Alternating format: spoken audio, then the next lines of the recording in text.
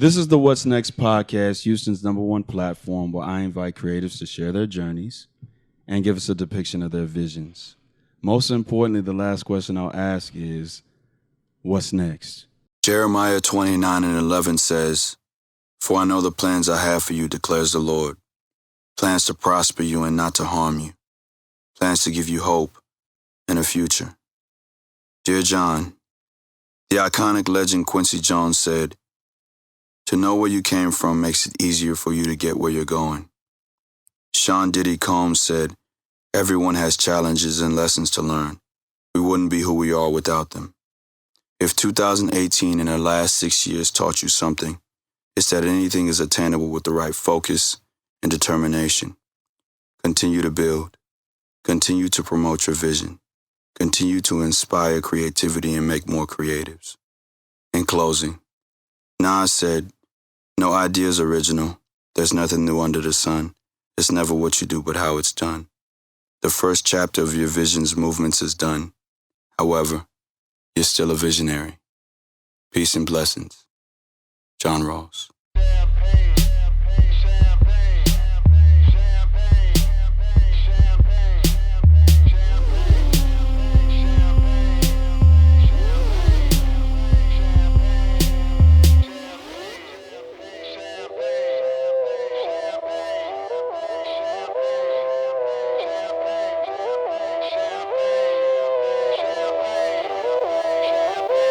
Yo, it feel like 95, Sachi on my body, Biggie, Jigger, Puffy, all that ballin' is a hobby, and I'm wildin' in my body. Houston, Texas, welcome back to episode number 45 of the What's Next podcast, a production of Still Visionary Inc.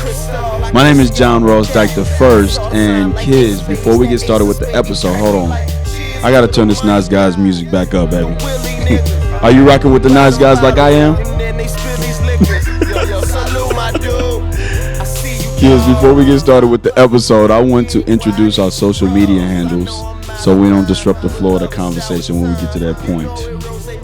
Go ahead. So on Facebook, my name is Kizzy Farmer. Tried to change it multiple times. And on my Instagram, it is Kizzo, Kizzoe. Okay. And Houston, Texas, my name is John Ross Dike I, and you can follow me on Instagram and on Twitter at John Ross Dike and still _visionary. If you would, connect with me on LinkedIn, subscribe to my YouTube channel, like my fan page on Facebook, and visit my website. It's still visionary, visionary.com. That's it. Today. And if you're looking, me and the love of my life here, we have on matching shirts. Winning. Okay, the What's Next T-shirt, right? And you can get that. It's available on my website at stillvisionary.com/apparel. How are you? I'm good. Good. This is episode number 45 Okay. of the What's Next podcast, a production of Still Visionary Inc., like I said before. Okay. And episode 45, when I think about that number, it's composite, Okay. right? You know what composite means? Keep going. Composite means this, that it's divisible by more than itself and one. That's what composite means, Okay. right? So, episode number 45, I think of the great Michael Jordan. Me too. When he came back to the game, he Tough wore the guy. number 45, right? And so, on my Instagram, in promotion of this episode, I'm going to put a picture of Michael Jordan up in the number 45. Okay. And I'm going to say episode number 45 featuring my lovely wife. Check it out at 6 p.m. Central Standard Time. Okay. 45, I think about the 7 episodes that I missed this year. And one of my goals for next year is to make sure that I drop 52 episodes. Yeah. Okay. 52 episodes, right? So I'm back where I started this podcast off at. Okay. In my humble abode here, okay?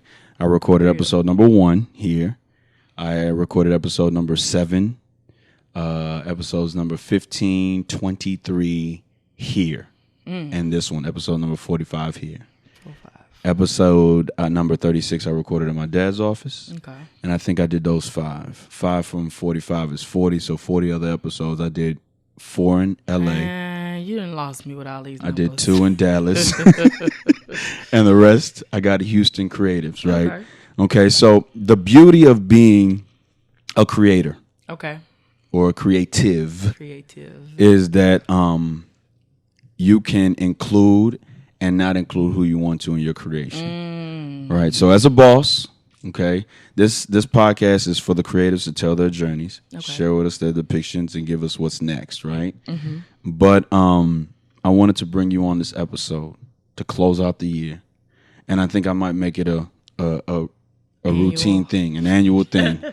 You get to close it out as my biggest fan. You get to close it out and be on a podcast. Is this your first podcast this year? This is my first podcast this year. Good. Yes. Yeah. Okay. Yes. Okay. How many podcasts have you done total?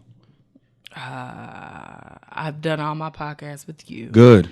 And I think this would be the third one. Good. Yes. I think yes. we did one. We did one in the studio once. Before I got married. Okay. Shout out to T Melly. We did one after we got married. Yes. And now we're doing one again. Yes. Episode. I don't know why I use married, but yeah. Welcome to the What's Next podcast. What's next? Shit, a lot. Yeah. A lot. But so this decade is closing, right? It's closing now in 14 years. It's closing now in 23 hours. We'll be in the new year in a few, right?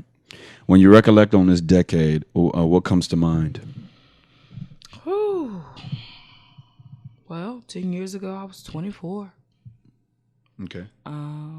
24 was around about the time that I had like a mid-20s crisis. I was trying to do the most with the least. I think I was, just in a place where I want to do things, but my funds were not. What does that look like? That looks like robbing Peter to pay Paul. Okay. And for the people that are not as biblically inclined, what does that look like? That's not even biblical. It is. You said Peter and Paul. That ain't they? No, hold on. I don't want to sound like who were they? I don't want to sound like I don't know what. Hold on. It sounds like I had a job. I graduated college and I got a job in my field of choice at the time. Where'd you go to school at? My initial university was the University of Oklahoma. Ooh, hold on now. Sooner. Listen. Okay. Sooner born, sooner bred. Listen. Till I die, I'm sooner dead. Is that what y'all say at the school? Yes. Man, it was rough. We don't even have to discuss that. I'm glad you didn't want. We don't even. Okay. Look, you got me going into falsetto. because we don't even have to discuss that. Sooner born, sooner bred got really dead. Ooh, it was got slaughtered. Ooh, turned to TV. Ooh, I had to argue with people who didn't go to school. They didn't even go to LSU. And I'm like, yo, I went to OU. Like, I went there. I didn't want to text you when that happened, right? Yes. I didn't want to text you, but I did text my old boss, the lady that gave me my job, and said congratulations. She went to LSU? Yeah, she went to LSU. Damn. Shout out to Miss Williams. Yeah, and Crystal Beasley. Went to, and my boy Wayne Willis. He went to LSU too. No, he didn't. Yeah, he did. Yeah, he did. At some point, I want to give some type of kudos and thanks to those. But Crystal Beasley, not this game, but I think the last game, she did like a little watch party and she invited me. And I just appreciate her for always just trying to get me out my house. Because I think a couple of months back, she invited me to a party and I was just like, nah. But Crystal, LSU did really put a whooping on us. So shout out to LSU and those Tigers. What's your mascot? We are Sooners. Let me see. Hold on.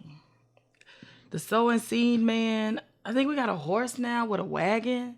Okay. I don't think we just have like an actual. We probably do. Don't look. Shout out to Shasta the Cougar. U of H in the Butte. I got to do better. Texas bred, Texas fed. You know what? At my other school, PV. I know what their mascot is. What's their mascot? They're a panther. Okay, no doubt. No doubt. So, where were we going with this? This decade. So this decade. Okay. So yeah, I was having like a mid-20s crisis and just wasn't happy with where I was. Wanted to do more. found myself always having to, ask for money from my parents. And I think I was borrowing a little bit. I think I may have borrowed from you or something. You may have helped me out, but I was not just. I just was not happy. You ain't got to make me look like I. Nah, don't. No, you did. You did. No, you ain't got to. Nah, I didn't. Go ahead. Okay, maybe you did. Go ahead. I had a little scheme going on at the time. I wish not to disclose it. Okay, good, no doubt. But is this something you told me already? Yeah, you already know. Okay. But it was no how doubt. I was just managing my money at the time. When I would travel, I would get travel checks. And so I would stack them up because my job would allow me to do 3 months. Every 3 months you can turn them in, or you can turn them in monthly, however. But I would always turn mine in every 3 months. But it was just like this way I was just managing my money. That kind of helped me be able to stay above water. But in the process, I realized that I wasn't happy where I was. And so I had, just considered what can I do, where I want to go, where I want to see myself. And I just remembered at the clinic that I worked with, there was a black nurse who reached out to me, and she was like, hey, you ought to consider nursing.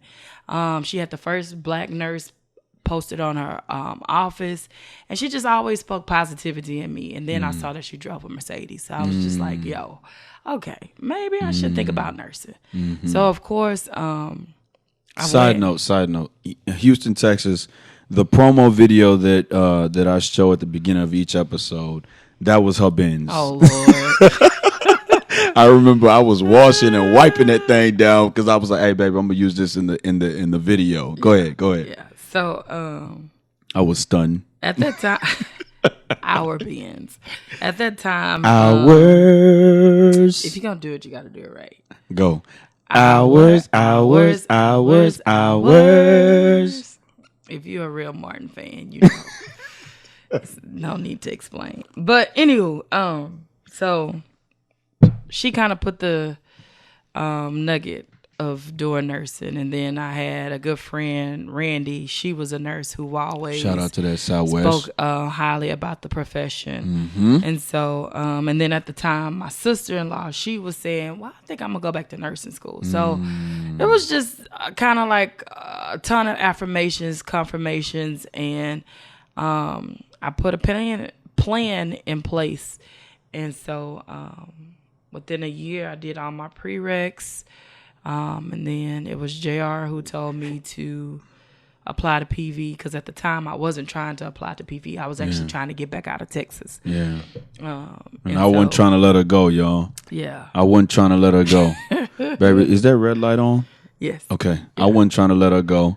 And so we went up. Shout out to Avery Norris. We went up to San Antonio with Avery. Yeah, we her was cousin, trying to go to UTSA. our cousin. Yeah. We went up to San Antonio, and then I was just like, listen, what about PV nursing? Because I think PV nursing is like number one in the state of Texas, number 1 or 2 in the state of Texas. Yeah. And we got it. We got in. Longest 2 years of our lives. Yeah. Delivering pizzas, currying, driving school buses. Ooh, man. When My I wife, tell you, my wife now, my girlfriend then dumped me. humble beginnings, like, yo. Broke up with me. Started a company then. Was robbing Peter to, what'd you say? Robbing Peter to pay Paul with the company. Got on my wife got on my ass every day. So moving forward. Yeah. So, finished nursing school. Of course, became a bedside nurse. Loved it.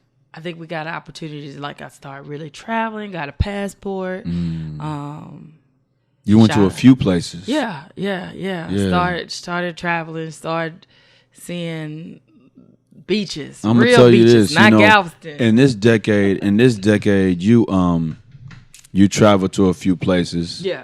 And I really didn't have a lot to do while you were gone. So I was just like, whoa, when's she gonna text me? When's she gonna call me? In the next decade, in a few hours, right? Well, several hours. Okay. You travel anywhere. I got a lot to do. Okay. You know what I'm saying? Explain. Just grinding. Okay. You know what I mean, this decade for me was massive. Well, I would hope that wherever we travel, or wherever I travel now, you going No along doubt, with me, for sure, you know what I mean? for sure. I think a lot of that was, well, if you ain't got a passport, if you ain't got it, hey. Yeah, because I wasn't trying to get no passport. So, seeing that you have a passport now. Oh, yeah, I and do. Seeing that we're married now.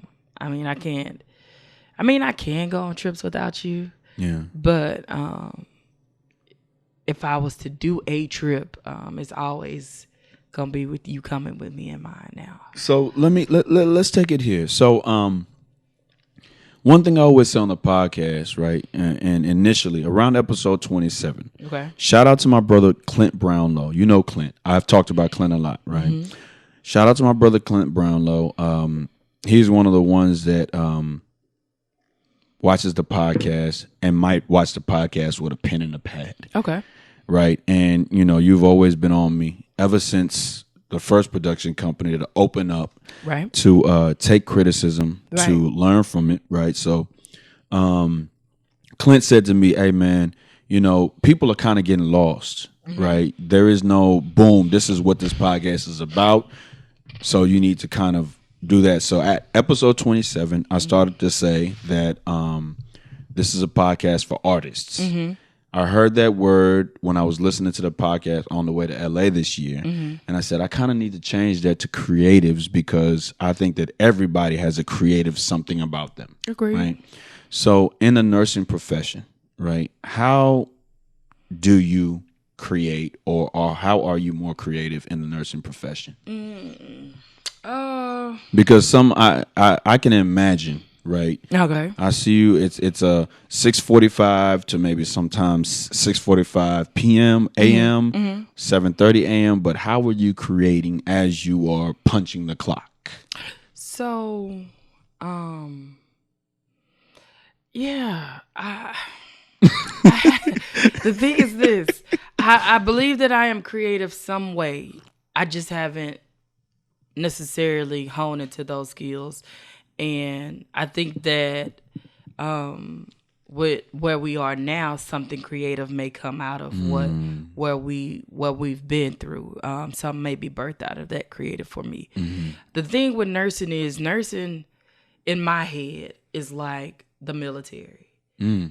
And the reason why I say this is because what a lot of these new nurses don't realize, or even some of your old nurses, is that if you mess up, you could really harm a person's. You can kill somebody. Let's put it out there. So there are a few things that nurses can do without an order. Think about the military. I remember there was a movie that was like, "Did I give you that order?" A Few Good Men. A Few Good Men. Who gave the order? And so the thing is this: if it was not ordered, it don't get done. You get what I'm saying? Mm-hmm. Like, if a medication is not ordered, a nurse cannot go and say, oh, well, you having pain, I'm finna give you some Percocet, or I'm about to give you a Norco or Tylenol. Yeah. It requires for a physician to write an order. And then even as the nurse, what you will have to do is say, my patient blood pressure may not be, suitable for some type of pain medication. Maybe they can just tolerate some Tylenol, or maybe they just need a back rub, or they need a heating pad, something along those lines. So in being creative, I don't see that there are a lot of avenues where you can just come up with this skill set, or come up with this talent. Talent, and but the field of nursing is the field of nursing is fairly young as far as developing its body of knowledge and its body of work in as far as literature. So I guess there are still areas where, if for whatever reason the Lord dropped that $1 million idea that could change the face of nursing and how we provide care at the bedside, that opportunity is still available. But at this point, in your daily workings, it's very standardized. It's very, if you don't have an order, you don't do it. Now, we're big fans, or you were a big fan of Grey's Anatomy, right? I still watch. I'm not as current as the seasons tell, but I watch the old seasons with Lizzie and Karev, right? You good? What? Sorry, guys. I'm trying to get over this cold. So, how accurate? Hold on, baby. You all right? You all right?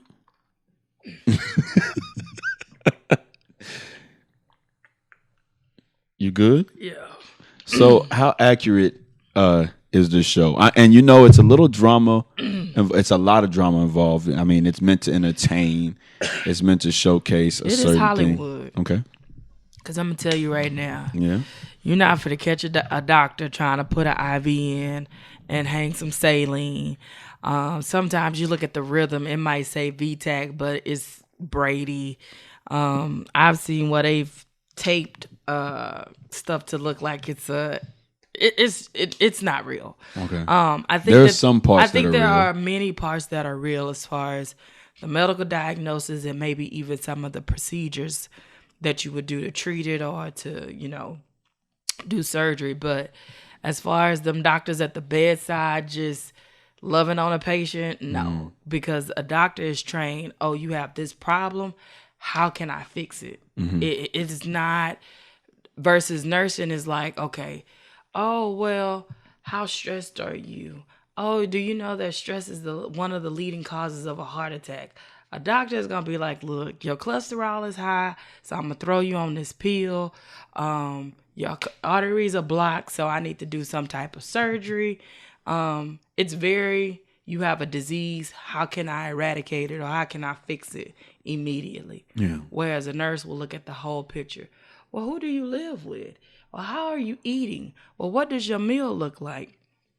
How often are you walking? Or, when do you take your blood sugars? Doctors, yeah. And then especially in the ICU, these people are so sick or have so many multiple comorbidities. The goal is just to keep them alive. That's the goal. Okay. For most of them. And I mean, the ICU mortality rate is greater than 50%. So. Do you think that you can successfully write a show about nursing?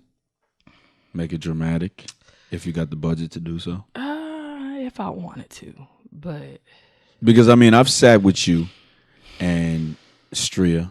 I've sat with you and my sister, who, by the way, is a nurse, and you inspired to be a nurse. Awesome nurse. Right. I've sat with y'all and I've listened to how y'all talk, and almost, the conversation is just to the point where I'm just like, I'm just sit over here. I'm the spoof in the corner, right? Do you think that you could, pin that? Make it suspenseful? I could. Yeah? Yeah. Anybody can. You sure? Yeah. Just like, don't you think you could do about for teaching? Oh, yeah. I wrote a short about teaching. Yeah. I think I could write one. The thing is, would it be good? I don't know. I mean, you get some. Mine might be too technical. No, mine listen, might be. You get some, because I mean, looking at Grey's Anatomy, I never thought that doctors didn't do that. Well, I mean, I've seen what doctors do. You see what they do now, huh? Yeah. I see what they do now, but I mean, I never would have. When I see the show, I don't never think that that's not what a doctor would or would not do. And it's Hollywood. Of course. I think that, let me not say that in all cases that a doctor will not put an IV in, because there are times where you need a physician to put an IV in because we can't see their veins as a nurse, or they might have, they just might be a vascular nightmare. You just can't get access because their diabetes or their peripheral vascular disease is so bad. So yeah, you will need a physician to put an IV in. But just a physician coming in, oh, hey, how you doing? I'm going to put this IV in so that we can start your medicine. No, that's a nursing skill. Okay. It's your nurses who really care for a patient. You're under physicians. And the thing is this, don't get it totally construed. Don't take this, what I'm saying, for a negative. Mm-hmm. You are definitely under a physician's care. Mm-hmm. But when you are, especially in the ICU, it's that nurse that's watching you. It's that nurse that's looking at the trends. It's that nurse who is like, something ain't right. I done had them for the last 2 or 3 days, and I know this. Granted, the physician is doing the same thing too, but it's nurses who really just kind of care for a patient. Yeah. So let me lighten the mood and take you along this podcast journey. okay. Okay. On the What's Next podcast, I asked this question, and I'll All right. ask you the same question. What song's on your mind right now? Yo, that's a good question. I think whenever you ask me this question, you asked me the last time, I couldn't just say one. I rattled off a whole. Because I'm going to rattle off a playlist. few. Go ahead. But what's been blasting is Here you this go. Kanye West. Jesus is king and Jesus is born. Yeah. Yeah, like, oh my God. What about it? What song specifically? Because I'm gonna tell you this. I was in the studio, the White Room, the studio I moved some of the podcasts to. Right, I was in the studio, and I was talking to my dog 3, and 3 was playing the live show, the one at Lakewood. That's the one that will touch your soul. And like, 3 mentioned he mentioned something. I was like, because before then I was like, hey, excuse me. I was like, what's next for him? You know what I'm saying? Because as an artist, even myself, as an artist, I'll do a project, and I'm thinking I'm in episode 45 right now, but I'm thinking about episode 46 as well, and 47. So my whole thought process is, he does this project, cool. What is he gonna do next as an artist? Because he's a hip hop artist, and he happened to do a gospel album. he's a gospel artist now. Okay, solely. I don't know if it's solely, but I do know that listen, I really don't care. Okay. Let me So explain. what song specifically is on your mind from him? Oh, And you can man. rattle a few if you I want to. think- We got time. Let's go here. On the first Jesus is King, Okay. Water just did something to me. Okay. And the reason why I liked Water was because water is the purest thing that is available, that's living in on earth. And the body is made up of mostly water. And so and then that's another thing as far as just going back to when we used to take communion at my church. We didn't do the grapefruit, or we didn't do any of the wine. What we did was water, because when he was pierced in the side, it said literally in the Bible, out came blood and water. So when I listened to Water, and I was like, yo, that's pure. Is that on the second album? That's or on the first one. Okay. Water. Another one was, What was the one where was the God one? Is. I think that might be the one where he was like, this is my life, this is my wife. Yeah. Yeah. Ooh, that's the So- one I saw at Lakewood. I was like, yee! We were jumping up. I was jumping up at the studio like, So even before he started doing like gospel music, I've always had this connection with Kanye music. Now, so he kind of went off a little bit to where I was like, ooh, Kanye, this is a bit much for me. you talking about the Jesus one? Yeah, college dropout, late registration. Even when he did the Watch the Throne, like I really enjoyed that one with him and Jay-Z. Jay-Z. But when he came out with this album and he did God Is, because one of Rhea put me on God Is. She was like, I like God Is. And so She's just I had trying to to go get over back. that cold, y'all. I had to go back and listen to it, but it's crazy because our church used to sing God Is. I love it. I love it. You- Go ahead. you- Go ahead. You could go ahead and Go ahead. I'm gonna sing the bass. You sing the tenor. No, I'm not tenor, but you sing not the my mama God Is. yeah. No, That's- He's my joy. No, not that one. He's my rock. Man, no, not that one. Not Okay. that one. Okay, which one this is is it? the one Gaskill used to lead. Pastor Gaskill Oh yeah, used to yeah. lead. Go ahead. I'm gonna feel No, the bass part. I got. A shelter in the time That's of not storm. it. Listen to the CD. That's not it. No, that's the one we used to sing at the church. But there is a song called God Is. Yeah, I know. And so Do you know it? Yes. Go ahead, sing it. No. Why? Because I'm hoarse.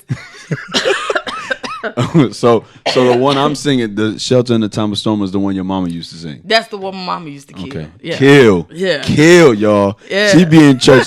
Baby, is that red light on? Yes. Okay, she be in church and that head be leaned back. Oh boy, I get up at that time. She used to sing that thing. So shout out to my mother-in-law, Mrs. Form. I love you. Yeah, mama, I love you.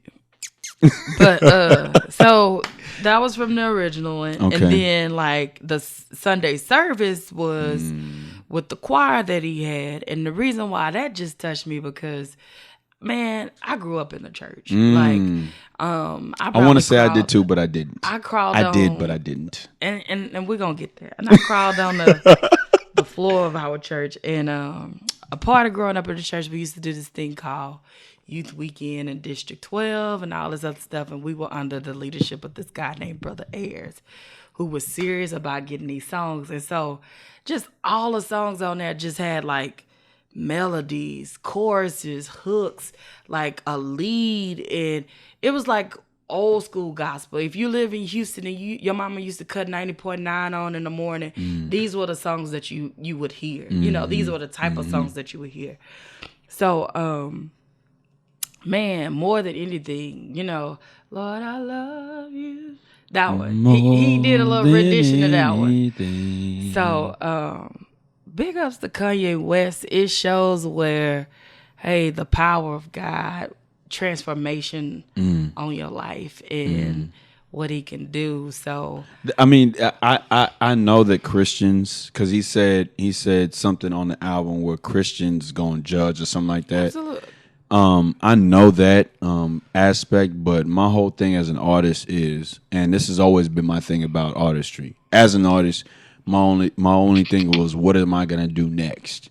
Because when you get into the market of creating something, you put something out, and then you're just like, okay, this is out now, or even when it comes out, what am I gonna do next to continue my brand? Well, I think now with Kanye West, it's not a matter of him or maybe, but this is just my thinking. It's not a matter of what he himself wants to do next. It's a matter of where the Holy Spirit takes him. You know what I mean? Okay. Like, I don't think his creativity comes from, is this beat good anymore? Or is this, it comes from a purpose of, all right, am I pleasing God? You know? So I don't think his is a matter of, I gotta, you know, put out the next best album. What I think his is along the line is, how can I walk in my purpose in God? You know, a lot of people's like, oh, find your purpose. But you got to put that little second half on it after the comma, in God. And I think that's what Kanye is, to where now he's susceptible to just hearing from him. And in my own life, there are times that you get, God will talk to you directly. Like, it's only a matter of just being available to hear. So his what's next may not be how you are processing your what's next. Okay, so you said Water, God Is. That's off of Man, the whole, like, all of them. Chick-fil-A, like. Chick-fil-A. Yeah, you know. Go ahead. Close on Sundays, and I guess so it is. people getting caught up on, oh, Chick-fil-A closed on Sunday. But I remember, I don't know if you remember when I was like, yo. We need to invest in Chick-fil-A. No, fool. When we were just, we were like, we're going to invest in Chick-fil-A. And No. I got a couple of coworkers who are 7-day Adventists, and they believe in keeping the Sabbath day holy. And so then, you know, that whole argument about, as Masons, we believe the same thing. right. So, you know, there's an argument about when is the Sabbath day? Is it a Saturday? Is it a Sunday? Is it a whatever? So I'm at the point to where in my life, I was like, yo, today is my Sabbath. I ain't doing nothing. And I think that's what he mean by close for Chick-fil-A. Like, Chick-fil-A is like, you know what? Look, this is the day we're going to set aside where our employees will be able to go and worship their God.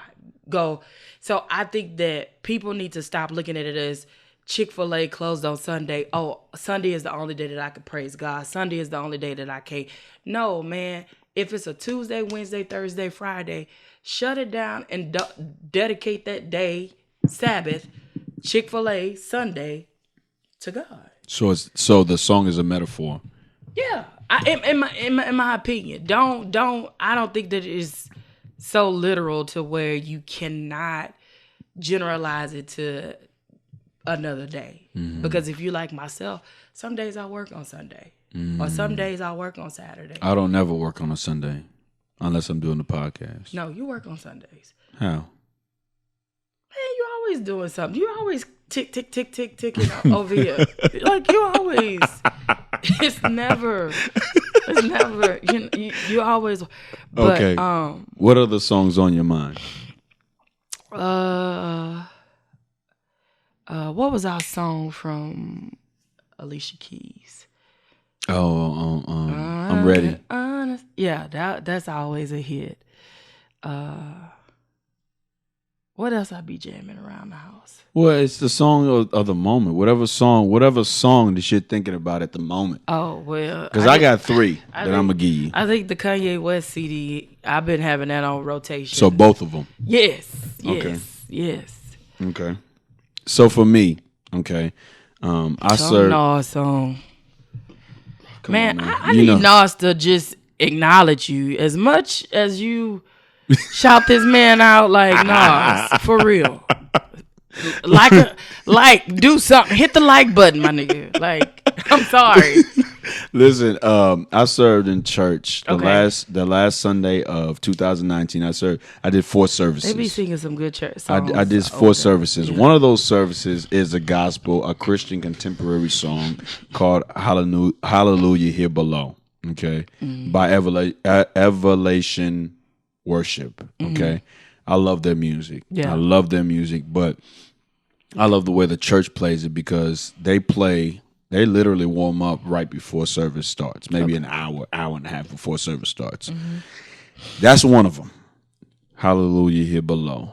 Okay. Then I gotta go, of course, with my boy Nasty Nas. I gotta go Nas and Mobb Deep, family. And you know what? In this decade, okay, this decade specifically from 2009 to 2019, every December, I would say December the 26th on, when Kwanzaa starts, right? Okay. Shout out to Kwanzaa.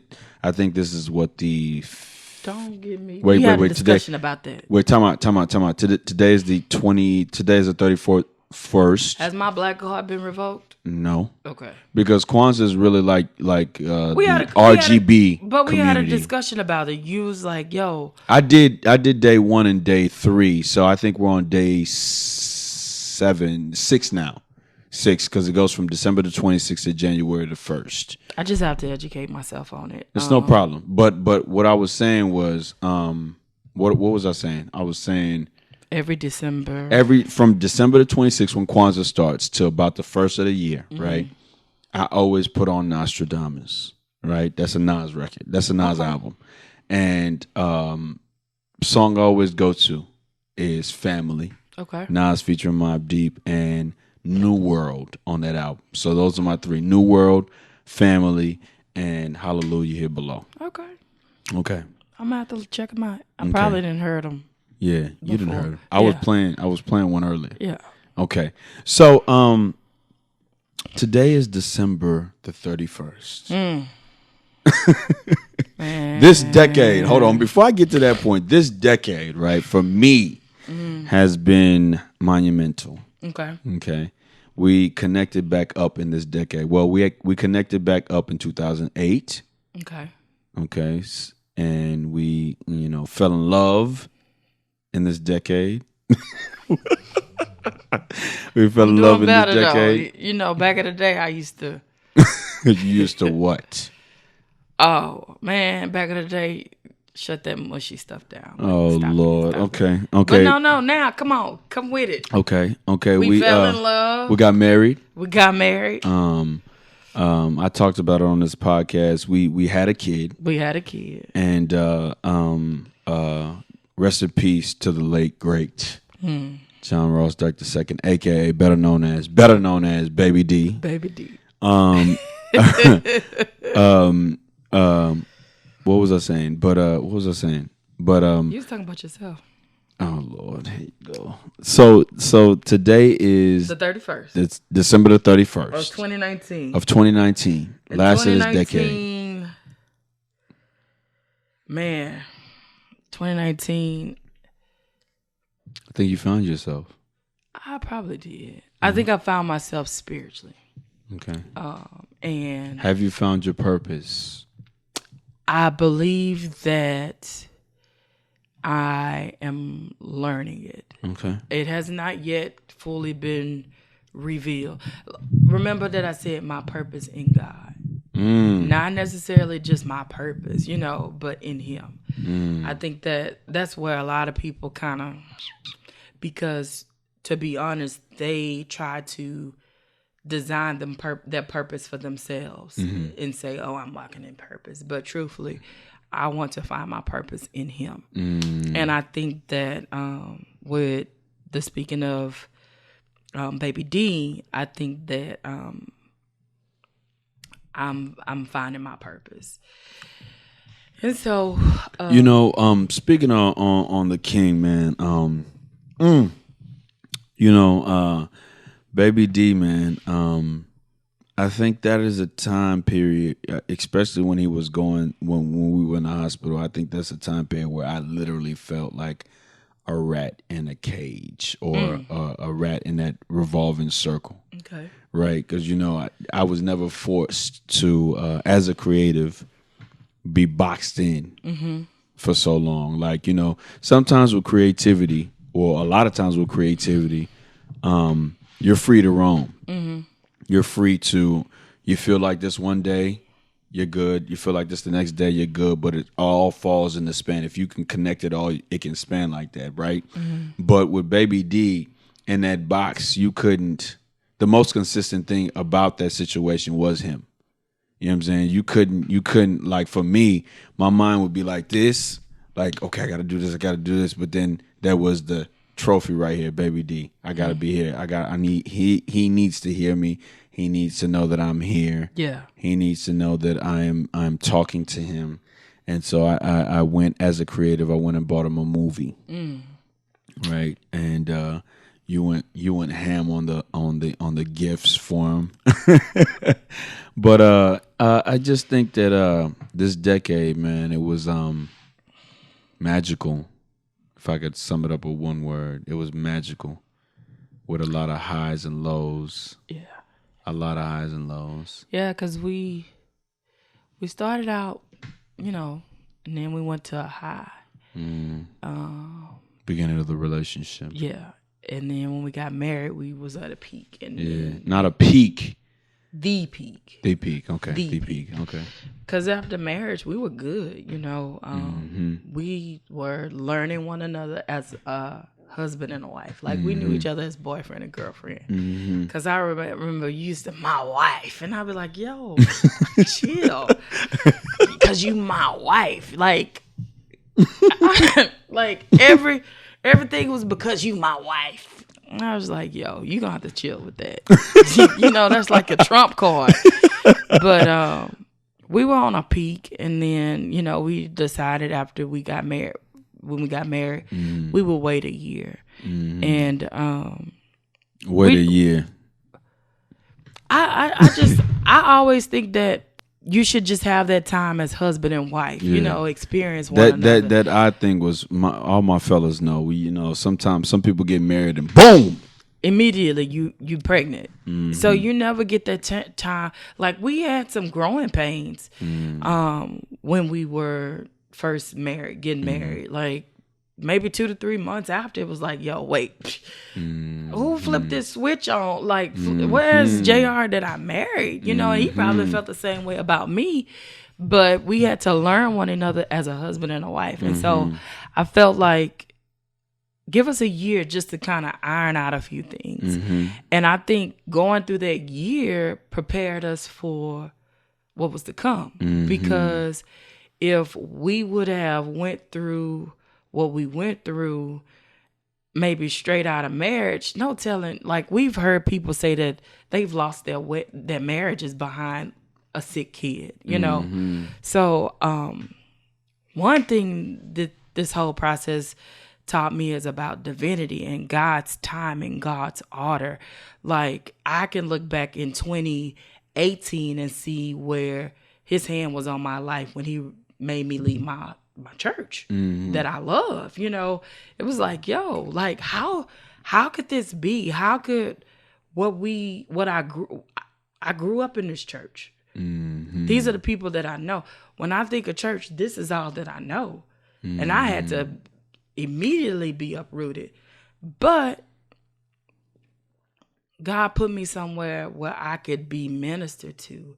God put me somewhere where I could just sit up under great leadership, sit up under the word and let it just fall on your spirit, fall fresh and carry you through. And one of the things in visiting your church as well, Pastor Jeremy always reflects on a scripture that says how we always look at the good promises of God. But one of the other promises of God is that you will have trouble. You're going to go through some stuff. But I am with you. You know what I mean? In the end, I'm with you. And so in us going through baby D's passing, I mean, not even baby D's passing, the pregnancy was rough. Now that I look back on it, my pregnancy was nothing like a normal pregnancy. And I remember my mom, which is your mom, saying, my heart aches for you because you're not having a good experience. But I didn't know. I was just like, okay, we got to go to this doctor, you know, okay. We got to do all these ultrasounds. So I guess going into the story of baby D, do you want to discuss? Ahead. We can go there. So JR and I, we got pregnant we found out November 4th. I'll never forget it. Found out November 4th. I just got back from New Orleans. He had just got back from New Orleans. Crazy thing was, man, I was craving this dip that I had at Randy's house she had like a little Halloween, whatever. Craving this dip, came from Randall's. Man, I ate the whole thing. But in the meantime, he was gone. So I was like, yo, I'm going to just drink some wine or something, go home and go to sleep because I had just got off of work. And so someone was like, man, but you need to take a pregnancy test. Because I think this is when we first started trying on our honeymoon, not honeymoon, but anniversary. So I took a pregnancy test and Lord October 21st. Little strip. And I was like, oh, shit. So then I went and bought like 5 more pregnancy tests. I still got some in the bathroom. And I bought the one that tell you whether it says pregnant, not pregnant. Sure enough, it said pregnant. So I didn't want to tell him why he was on the road. But I just lay him out or something? I think I had him laid out. This is what happened. So I get back from New Orleans. I think Tyrus dropped me off. Shout out to my man Tyrus Carruthers, rather. And he dropped me off, right? And for some reason I think I had to take a shit. I'm just be honest. I had to take a shit, right? So I get in there and I left him out on purpose. I'm there, right? I'm just, trying to relax. And I look to my left and I say, what the what? What the what? And so I think I called you like, you text me and you was like, what is this? I was like, I called you, text you. You was like, I'm in church. I was in church. And I was like, no, call me right now. Yeah. You know what I'm saying? I was laughing because I knew he had seen it. You know what I'm saying? So what a beautiful moment. Yeah. You know what I'm saying? So, I remember that moment like it was yesterday. Yeah. So I think I don't even know who I told first. But anywho. I think your mama knew. My mama said that I was pregnant like almost a year ago, and I was like, no, I'm not. She was like, well, your body was getting ready. I was like, no, I wasn't. It sound like some, your body was getting ready. I think we went through the whole 2018 and ain't tell nobody.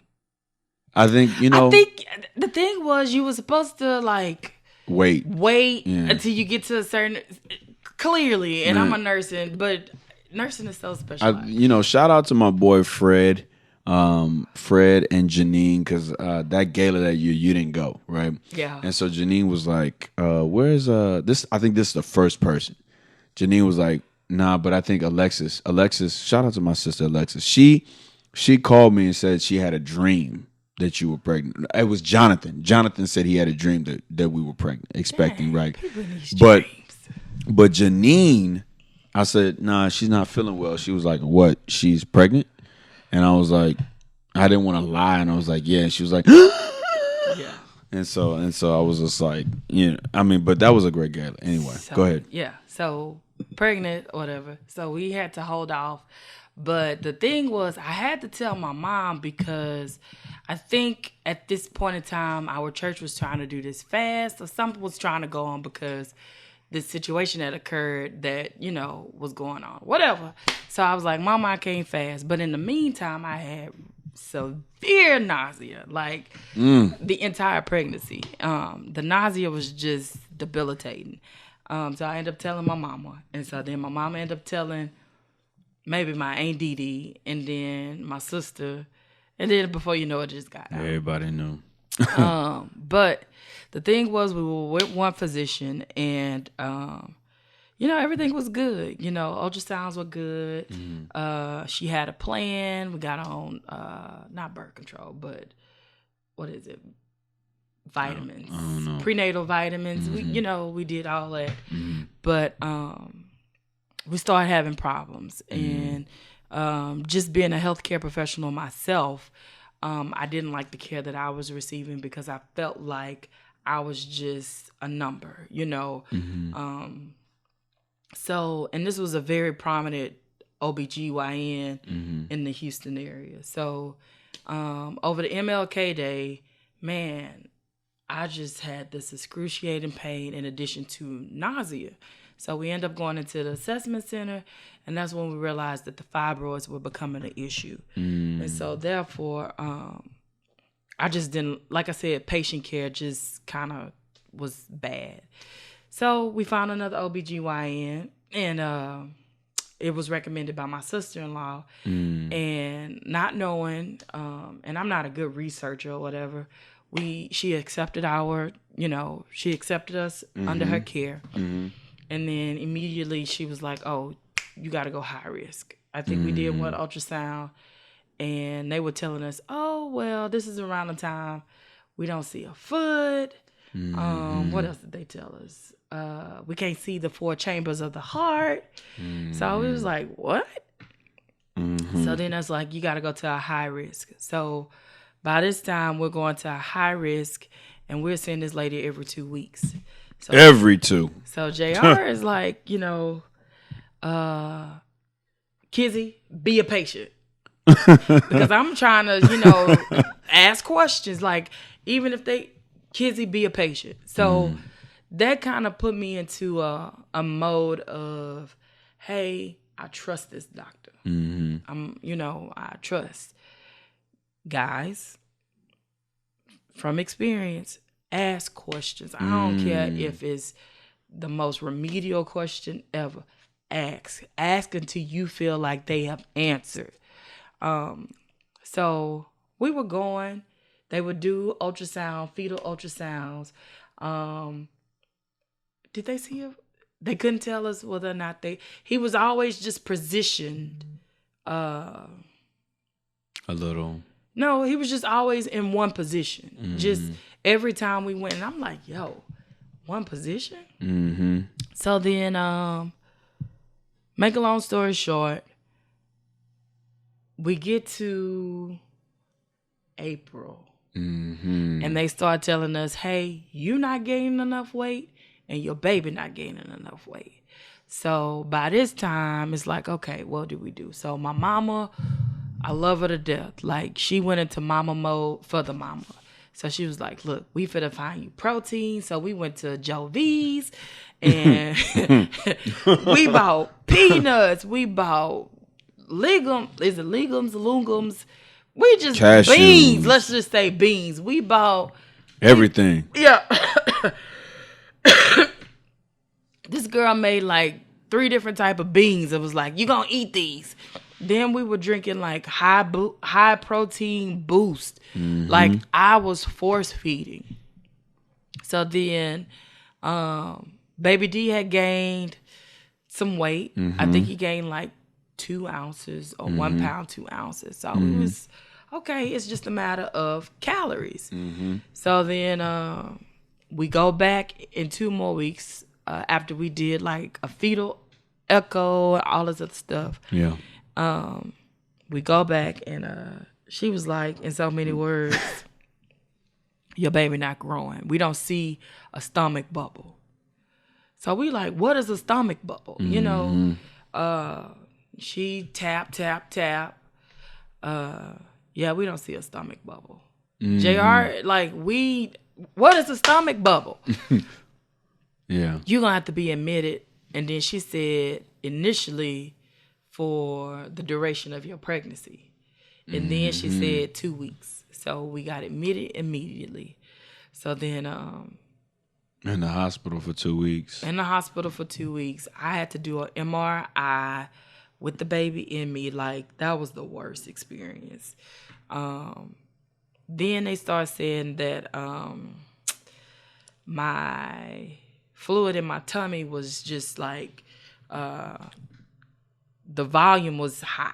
Well, yeah, and then we get that. So then we start getting the we get that neonatologist. Remember that I got a little tickle.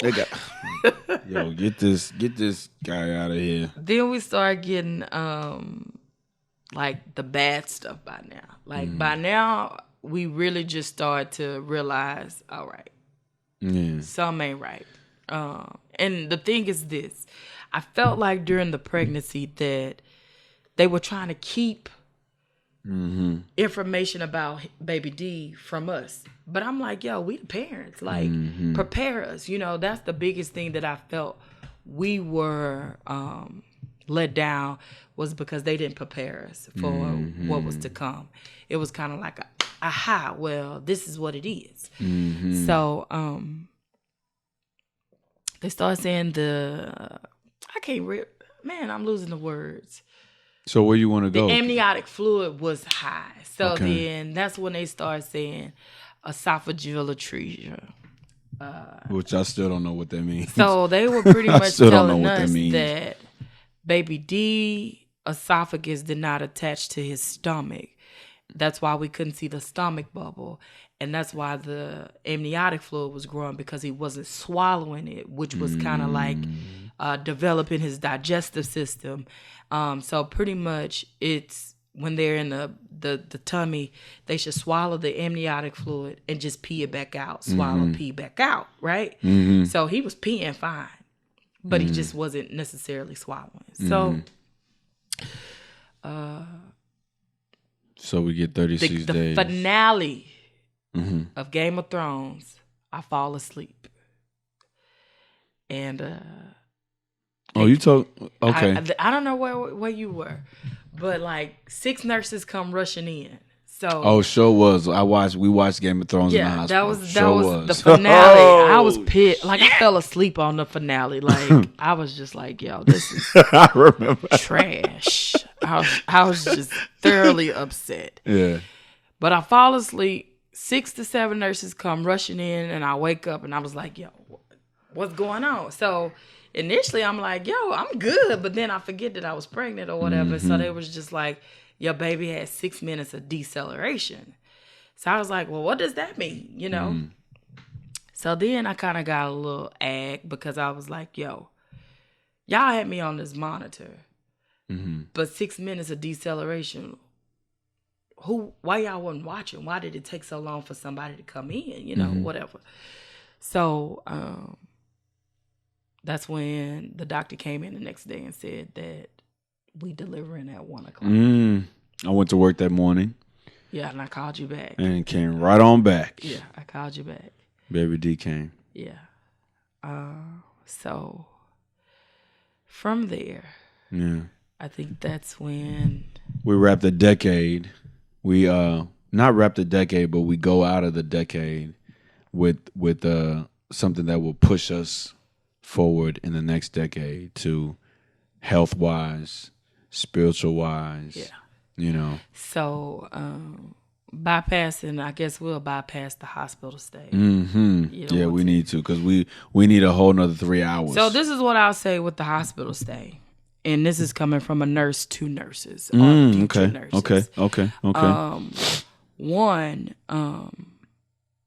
I strongly believe in that you have to have a love for people. Like people as far as sick people, but also people in general. Shout out to Megan Lee.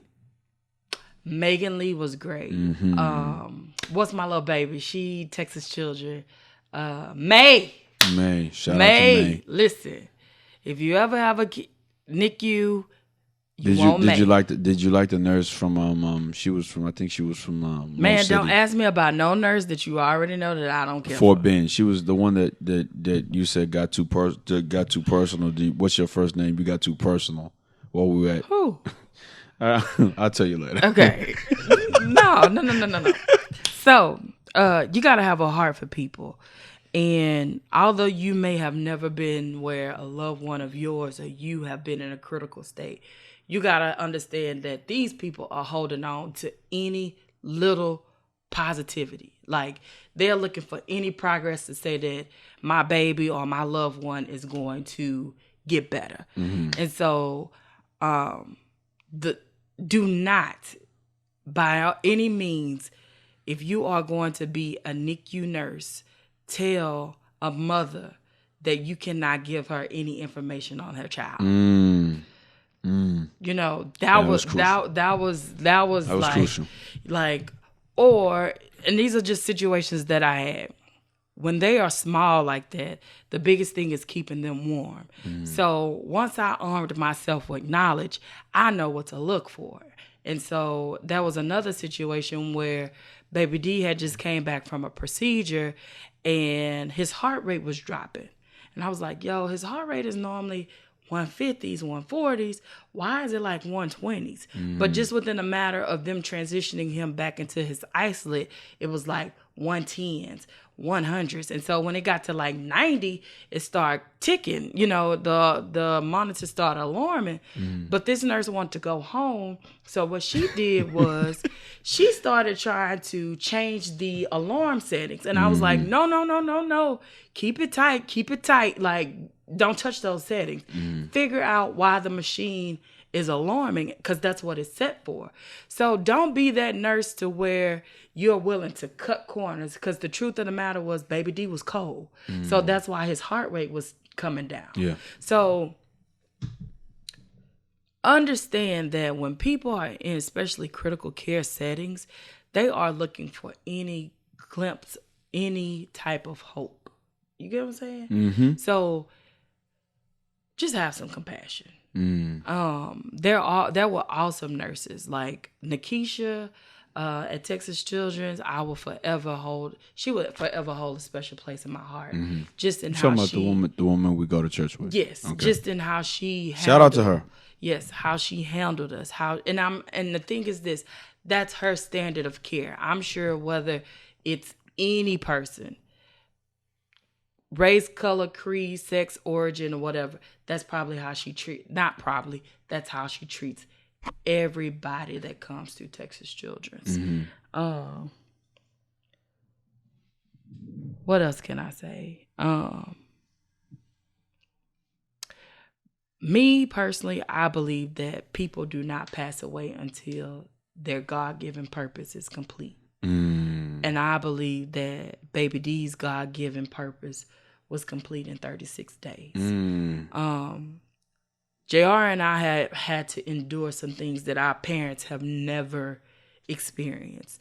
And so therefore, we have to cling to one another to figure out what's the next step. Where do we go? How do we go? And I believe that one of the things that I tell JR, and I remember when we were sitting by Baby D's isolate, I was like, yo, this is us. It was just me, him, and only family can like, get that close to me. I was like, tight, strong. This is us. And I always tell JR that I've always been committed, but that day that I noticed that this was our family, I became devoted to you. Because put a round of applause right there. no, it don't even need no applause. Okay, No, cut that off. I don't need nobody to applaud what I'm saying to you. I believe that Baby D had to come and restore us to a right fellowship with God, so that we could be able to hear from Him. Because in this process, we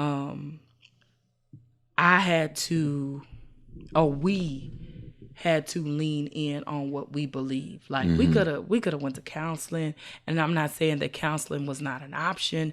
We could have looked to the universe. We could have did energies. We could have we could have went to a whole nother religion, or we could have looked anywhere else. But what brought me back to that statement was I'm thankful and grateful for my foundation of being raised in the church, and then your upbringing as far as coming through as an adult. No. Yeah. No doubt. Because no doubt. When someone you love passes away, if you don't have something to hold to, you can go. Yeah. You can lose it. I used to be a psych nurse and work at the psych ward, and I remember this mother whose son passed away, and the reason why she was in the psych ward was because she just lost it. And the thing was, she grieved as though she had no hope, because she would sleep with her son's picture under her pillow. Like, I had a moment similar to that, but I'm so grateful that God grace kept me. And I remember one time just praying, God, keep my mind, keep my mind, and don't let me lose this, but then also give me the strength to endure. And the thing that I realized in this process, and maybe this is where my creativity is going. Bring it out. Let's go. We as humans, Americans, people, we do not prepare for death. We don't.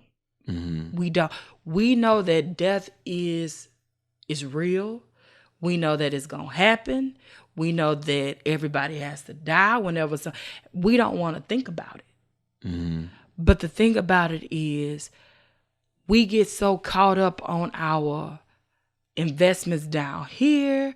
Oh, I gotta have, this and that. Well, we don't ever focus on our eternal investment. Like, where your soul gonna go? Where you gonna go? And so what Baby D's passing has done is, yeah, I'm gonna get some stuff down here. I'm gonna get the house, I'm gonna get the car, I'm gonna get the job, but also I need to make sure that I'm making some heavenly and some eternal deposits and eternal investments, so that my soul can go somewhere. You know what I mean? And so I just think that from his passing, when we have another child, it's gonna be death is gonna be talked about. Back in the day, in the African American community, people used to buy plots because they knew that death was inevitable. Was to come. And so now, I know sometimes you try to have conversations about, I don't want to talk about it. I'm afraid. I'm scared.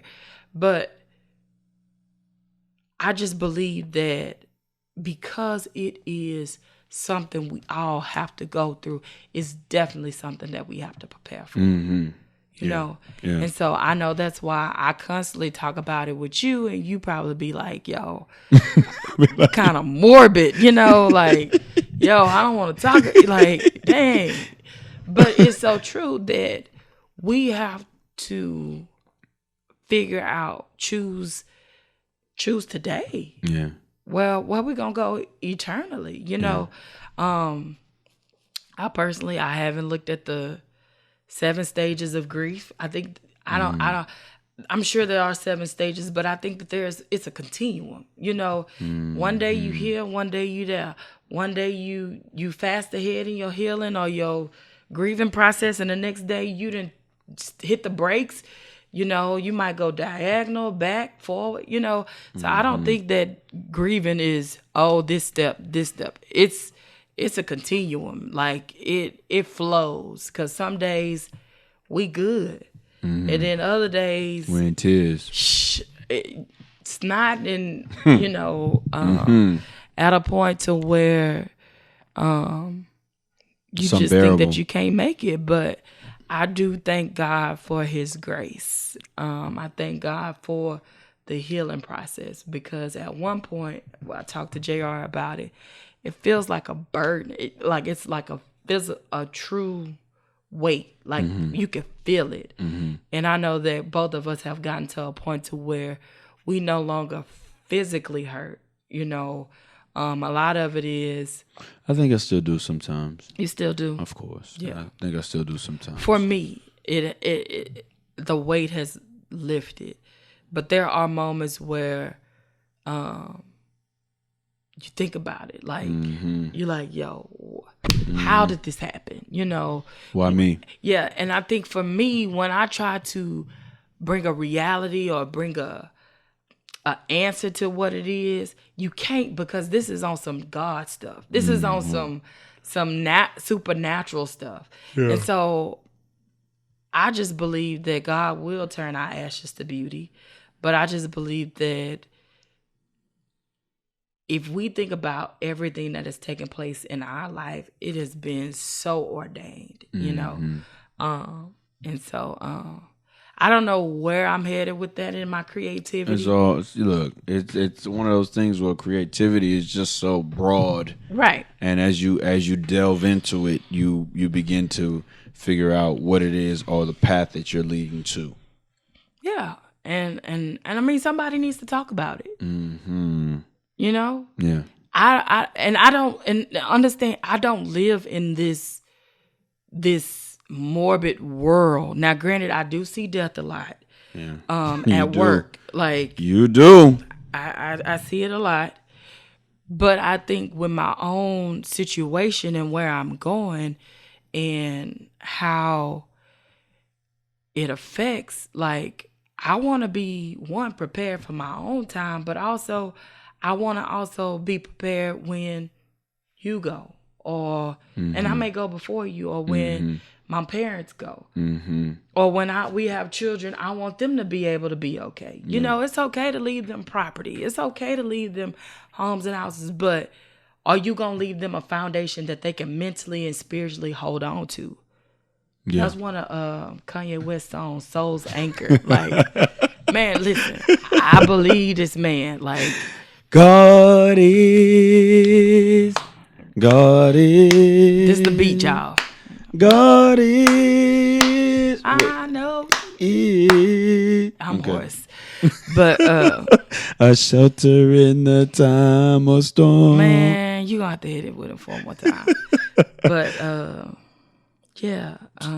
So let me take it here. So take it here.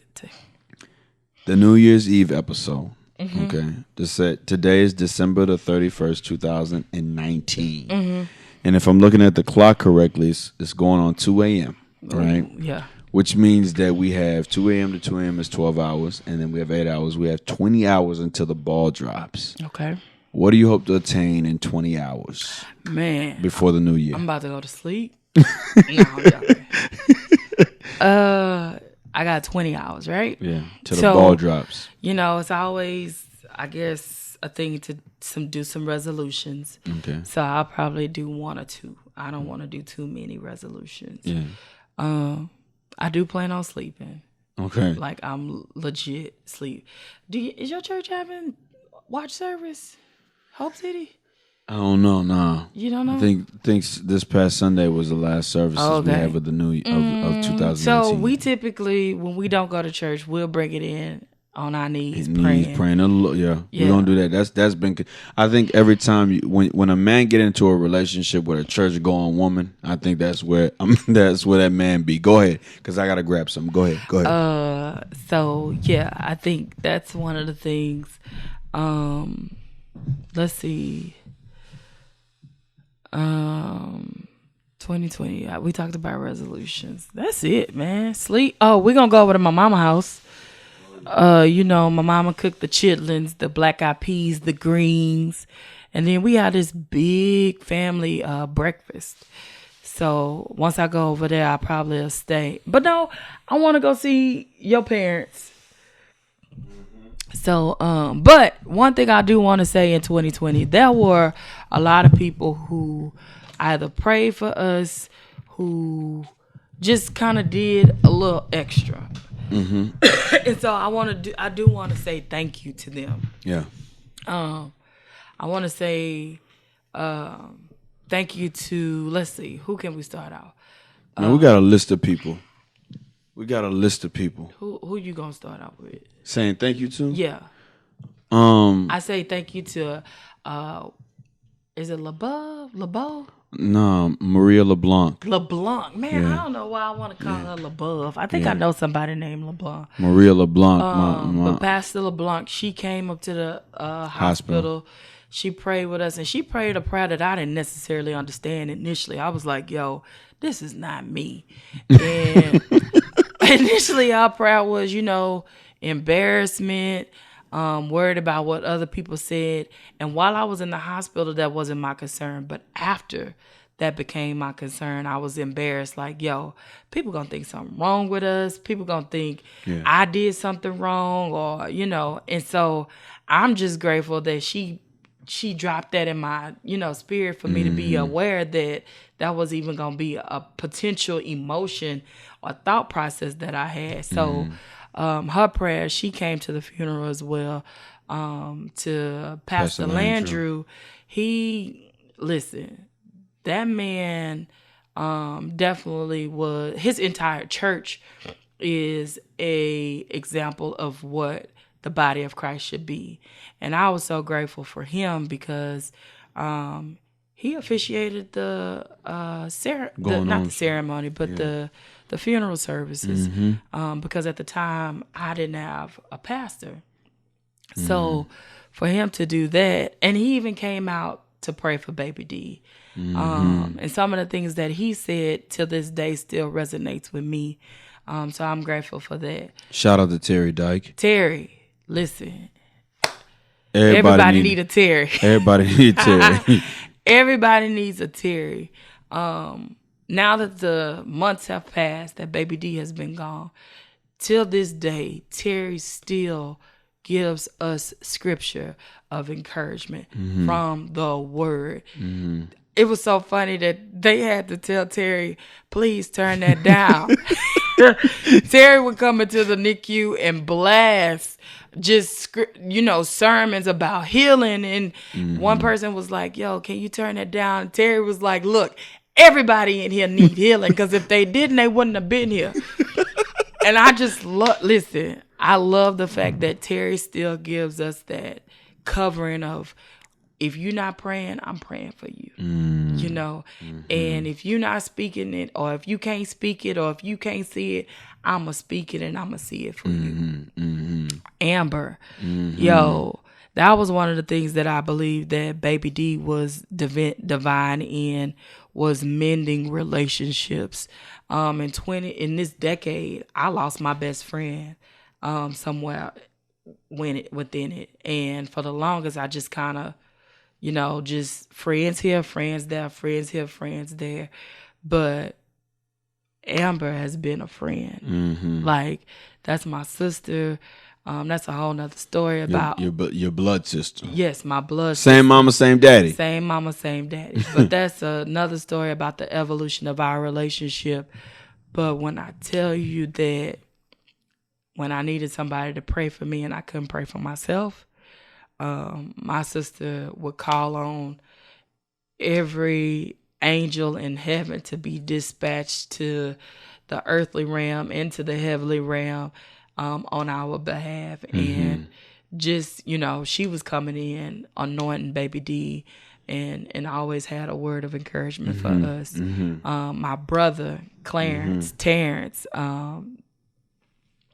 like the unity that we have, my parents in love, like, oh my God, like, didn't miss a day. I don't even want no new, look, JR leave me, that's okay. I still got Mr. and Mrs. Dike. Like I've gained, and I told them this. I've gained a sister and two brothers. Like, and I'm talking about like it ain't even no in-laws in this. This is just love, you know. To Dawn, to Jamie. Jamie was another one, and that's a whole nother story about just somebody who was like, yo, tell me what I need to pray for. Tell me specifically what I need to pray for. And just continual encouragement. And for a little bit, I didn't know how to receive that because I am like a recluse and keep stuff to myself. But Jamie just always support. She used call me on your way from work, call me to work, you know. And so you need a Jamie in your closet, not your closet, but in your team. Circle. In your circle.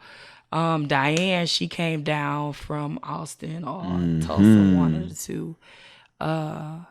Nellie Swanson. I know. She sent us a gift card. Yeah, I was like, Nellie, I don't even have no appetite. Don't even work. She was just like, yo, I could only imagine. So it's amazing. Nellie and I have not probably talked in years. Her mom is a nurse, and I used to go to, and just to know that she was praying for me, and I was just like, you know, God is amazing. Who else? My mama. Shout out to Mrs. Farmer. My mom would sit at Baby D's bedside like it was like he was her own. And she would just hold us down. She gave us the opportunity to just step away, you know, just to leave. Even JR dad, like, oh my God. Big JR, K. Big K. Crystal said Big K. Crystal she used to call him Big K in high school. Dad would sleep overnight with Baby D. Y'all go to the room. I got this. Shout out to the Ronald McDonald House. Yes, and he would sit and he'll talk about depreciation, and Baby D would respond to him. To Mrs. Dike, she would go to work, and then you'll come see her, and she'll just sit there, and shout out to there's a lot of shout outs, man. She We'll be here another 3 hours shouting people out. The love that she just like always sent Baby D. Like even us, she always, you know, she was always there. Like even like the most motherly like hug, like one time she gave me, and I couldn't do nothing but just fall in her arms because I felt like she was going through what I was going through. Like, you know, shout out to a lot of people, man. Donna, Terry, Bobby, shout out Terrence, to Clarence, everybody who was praying for me. King's Israel number 19. Miss Elaine and her husband, like I said King's Israel number 19. Yes. Listen. Shout out to ladies of the East number 6. Ladies of the East, shout KOI will always have a heart place. Shout out to they came Cherie and her chapter. They sent us I'm sorry, Cherie. I don't know if you'll make it this far, but I'm sorry. Serenity. I can't think of their chapter name. They sent us a flower. Rhonda sent us flowers. Yeah, you know what I'm saying? Shout out to everybody. Auntie. I know Auntie helped create this basket. 7 South 1 and 2. My night nurses, they came to the funeral. I was like, oh my God. Like, shout out to Dr. Shaw, man. Yes, Dr. Shaw. I love my coworkers because this is episode 45, man. Yes, this is listen, live here, man. You asking who I'm closing. Man, I would hate to miss somebody's name. Shout out to Wiz and Rhea. Oh my God, yes. Jeez. Listen, yeah. Wiz, I've always admired her. Like, always admired her poise. She just always had a swag about her, you know. And I was like, yo, I think JR asked me one time if you could emulate one person. It is Sheila Cleveland. Like, man, her swag. And then Rhea is like, I think of her as like a good girlfriend, but almost like a sister as well. They had a repass for us. They was like, look, they just opened their home up to all of us and took us in. Good people, good, solid, real people. Your shouts outs are my shout outs. I got a whole list of shout outs. Alexis, Jonathan, of course. Jonathan, of course. Who else? My people. Shout out. I love y'all, man. A lot of people, man. I mean, to Phil and Mike, they came to the hospital absolutely. one time. Anybody who sent us a message to ask how baby D was. My baby Ann was right there along the line. She was always giving me some nursing advice. My boy Edric called me every night. And I hate that we've gotten to the point to where we're calling people names out. But I promise you, it is because of you guys who kept us lifted that we have progressed to this point. Shout out to Dre Jones. Dre. Big boy. He has some very Drew. encouraging words. Yeah. Like if you... Fred. Brian. You sent a text. I think JR posted it on social media because I got tired. People was like, "Hey, how the baby doing?" And it's like, he gone. Oh Lord! But if you wrote a message on Facebook or Instagram, how can I forget my nieces and nephews? Shout out to Abby and Josiah. Abby and my boy. Abby and Josiah got a chance to see him. Dookie Way. And the thing was, I was afraid to let them see him because I didn't know if they would know how to process. Yeah. But I let Abby see him, and Abby came back, and her mom was like, "Well, Abby, how did he look?" And she said, "Wonderful." And like, I think tears just came because the fact that she could see him, and y'all, it's not pretty when a little baby is sick because the first thing that they do is swell up. So he was born 2.2 ounces, 2 pounds, 2 ounces. He probably passed away at about 8 or 9 pounds just because of fluid. I mean, I eventually tatted that word on my left arm. But wonderful. She called him wonderful, and I was just like, yo. My niece Khalees, she's so thoughtful. Gave us those coupons. She gave us some coupons. She's like, I know y'all gonna get hungry, so here goes some coupons. Yeah. But she gave us coupons to like little restaurants or something. Shout out to Chloe Farmer too with them hugs. Yeah. Them hugs come in handy. Josiah, he wanted his 12th birthday party at the hospital. Like to me, like Joe Rich. You can't. You cannot. And I know that this podcast is probably extremely personal, but I hope that at some point, somewhere along the lines, you guys received something out of it. Yeah, from this me is the last JR. podcast of the year, baby. You know, we here. You know what I'm saying? We here. So listen, this is what I'll say. Okay, you didn't say you didn't want to do resolutions. That's cool. No, I said I'm gonna do some resolutions. Okay, what are your resolutions? Y'all, I'm sorry, my nose dripping.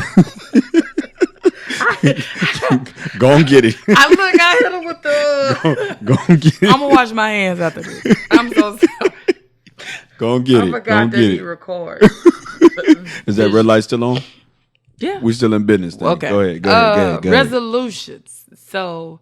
And now we're looking at we were at 20 hours and some minutes. Now we walking into 20 hours. Okay. So resolution is one to continue to strengthen my prayer life because I can tell when I don't read my word and when I'm not praying with God that my thing is it's always up here with me. Like if I can keep my mind stayed on him or at least just continue to like get something daily or just converse with him, like that's my thing. I need to definitely continue my prayer life, or strengthen my prayer life.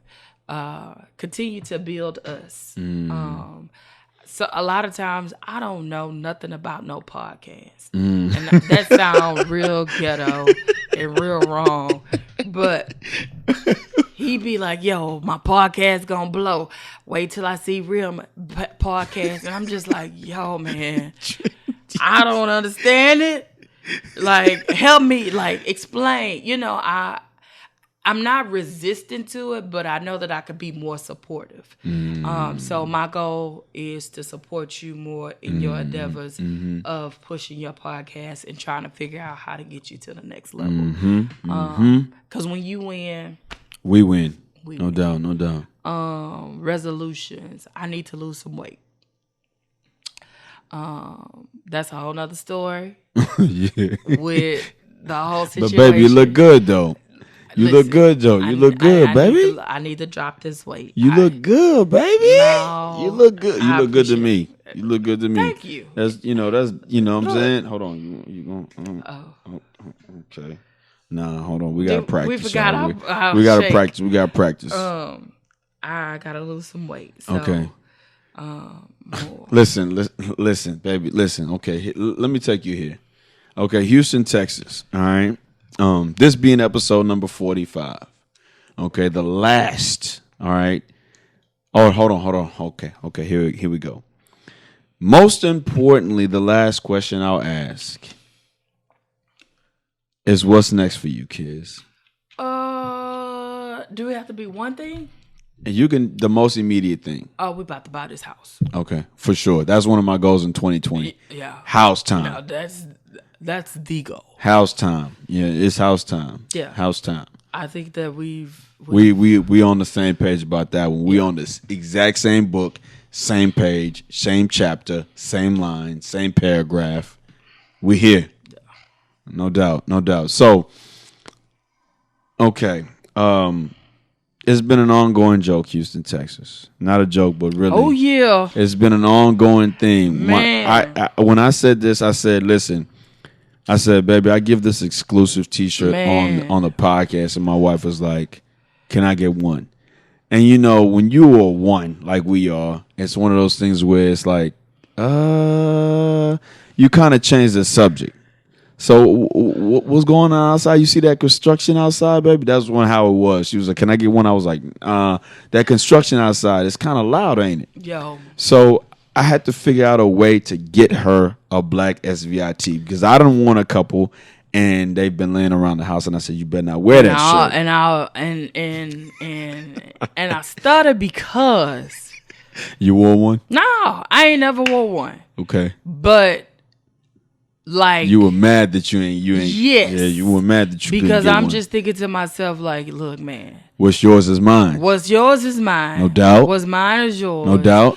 Look, you finna give me one of these shirts. I'm gonna be able to wear one of these. I mean, because to be honest, this is the most icy one of all.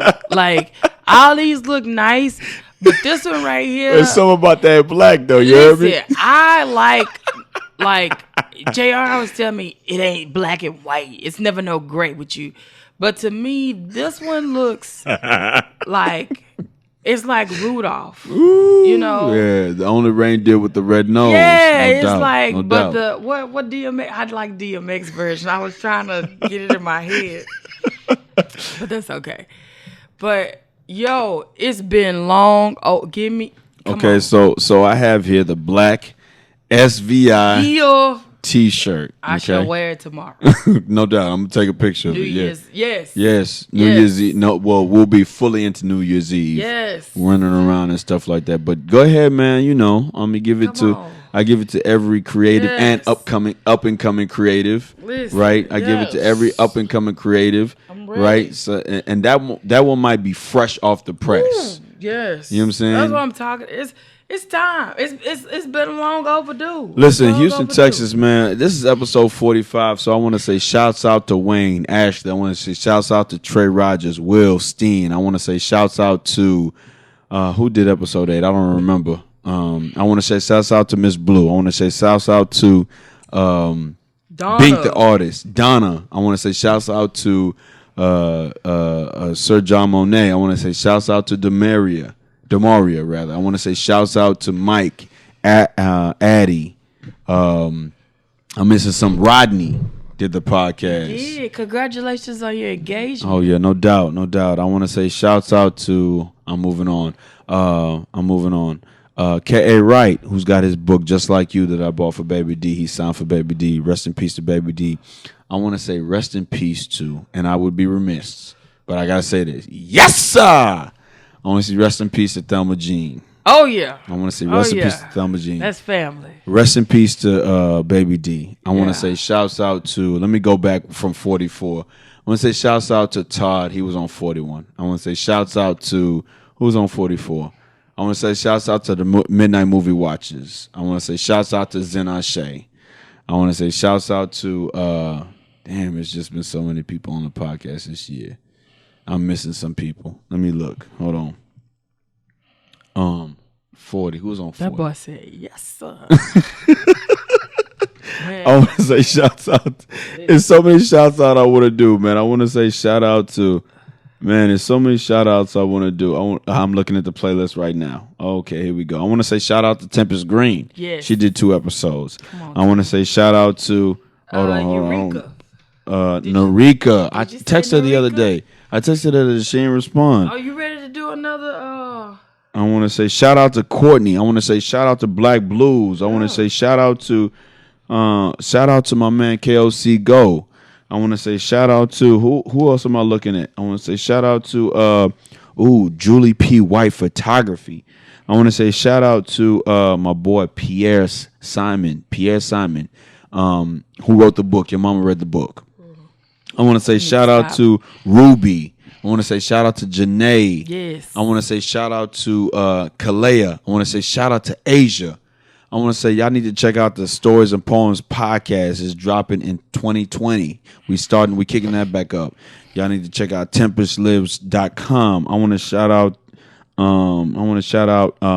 Monique. I want to shout out Coach Waller. She did the podcast. Yeah. I want to shout out Mike Aberjon. I want to shout out Destiny Arrivabor, Addie. I want to shout out Rodney, like I said. I want to shout out Kennedy and Demaria. I want to shout out Phil. He did the podcast. I want to shout out K.A. Wright. Kennedy did the podcast. My sister, Narika. That's about it, man. Yeah. Okay. Episode 46 next week. You know what I'm saying? No, we don't start off with episode 1. No, we just going to keep going. 2? We're going to keep, Episode ain't no 1? seasons 2. We're going to keep going. I ain't taking no break. We're going to keep going. Episode 46 next week. You know what I'm saying? Okay. What else, man? What else? This is the last episode. The ball dropped in less than 20 hours, man. What's going on? What's next? Man, I was looking up a search the other day, and I looked up Houston's top 5 podcasts. It really didn't come out clear, but I need to do better research. I want to get on that list. Okay. I want to be the top 5 podcasts in the city, top 5 podcasts in the state. You know, I'm just grinding. You know what I'm saying? Another 52 episodes in 2020, maybe even more, depending on the growth of our podcast. You know, I might drop 2 a couple of weeks. You know what I'm saying? Yeah, and since I'm now co-hosting, no, I'm joking. I want to get you to, maybe we could create a podcast. Maybe outside so. of the What's Next podcast. We could create a podcast. You know, on a whole nother situation, was like, you know, you really need to be doing podcasts with these gems you dropping. Yeah, you know what I'm saying? I mean, I don't know. God is. Name of it, God is. That's you know, good. You know. I just think that with where I am now, like, listen, back in the day, we used to sing this song that says, think on things eternal. And I like, now my goal is to just be mindful of my eternal destination, where I'm going. Granted, am I gonna mess up? Yes. Granted, am I gonna I don't know, people always say backslide, but they use it for a measure of, I guess, sins or whatever. But listen, my purpose for me and you is to get to the other side and to be able to see Jesus, but also be able to see Baby D. Oh, for sure. For sure. And if we could also bring other people along with us, just by letting them know that what they're going through is not the end. You know, so many people grieve without hope, but to be honest, it's hope. You know, you can make it. You can endure. Like, God gives us endurance. I mean, I could just go on and on. Like, because I started reading my Bible from the beginning and it was like, oh my God, like this is speaking directly to me. And you know, and then I leave it with, you know, the last thing that I've read was how the children of Israel are getting ready to go over into the promised land. And God tells them to be strong and to be of good courage. And so for anybody that's listening to this, it's blinking. That means it's running out of space. I'll just tell them to be strong and to be of good courage. Houston, Texas. I do what I do for myself to prove that I can do it for others. Happy New Year. Happy New Year. And see you in 2020. Peace and blessings. Peace and blessings.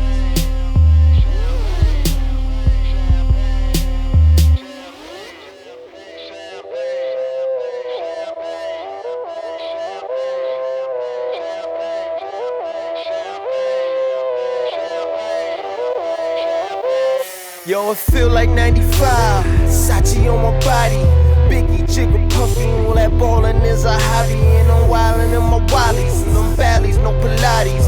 More way get you more wet, nah that's the Spumante. My crystal ball, I see crystal, I crystal y'all with that. I saw the sign like Ace of Spades, that Ace of Spades get cracked me like cheers to the money guys, the Willie niggas who buy them bottles, and then they spill these liquors. Yo, salute my dude. I see you, dawg. 5 bottles, 1 dick. Why I need 2 bras? I know I'm out of line, but love is shower time. You know it rose rain when your cloud is 9. Get off that high ass hussy.